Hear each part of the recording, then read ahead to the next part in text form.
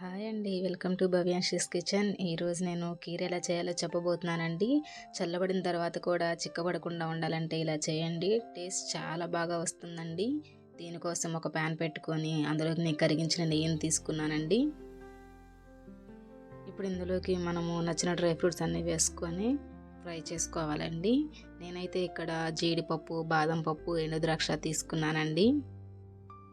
Dry fruits అన్నిటినీ బాగా fry చేసుకోవాలండి. డ్రై ఫ్రూట్స్ అన్నిటిని లో ఫ్లేమ్లోనే ఫ్రై చేసుకోవాలండి. అప్పుడే డ్రై ఫ్రూట్స్ బాగా ఫ్రై అవుతాయండి. ఇవి బాగా ఫ్రై అయిపోయాక వీటిని తీసి పక్కన పెట్టుకుందాము. ఇప్పుడు ఇదే ప్యాన్లోకి నేను 1 కప్పు వరకు సేమియా తీసుకున్నాను. ఈ సేమియాను కూడా మంట లో ఫ్లేమ్లోనే పెట్టుకొని ఫ్రై చేసుకోవాలండి. గోల్డెన్ బ్రౌన్ వచ్చే వరకు ఫ్రై చేసుకోవాలి.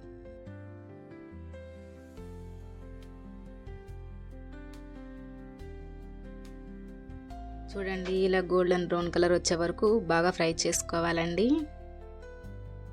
ఫ్రై అయిపోయాక ఇప్పుడు ఇందులోకి నేను 1 లీటర్ వరకు పాలు తీసుకున్నానండి. ఈ పాలు బాగా మరిగే వరకు కలుపుకుంటూ ఉండాలి. చూడండి, పాలు బాగా కాగిపోయాయండి. ఇప్పుడు ఇందులోకి నేను 1/2 కప్పు వరకు పంచదార తీసుకున్నానండి.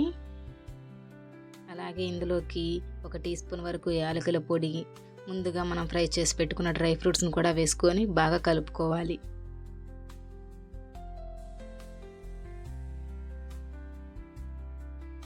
ఈ పాలన్నీ బాగా మరిగి బాగా దగ్గర పడే వరకు బాగా కలుపుకోవాలి.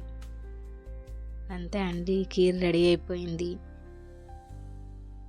ఇలా ఎప్పుడైనా స్వీట్ తినాలనిపించినప్పుడు ఇలా కీర్ చేసుకొని తినండి. టేస్ట్ చాలా బాగుంటుందండి.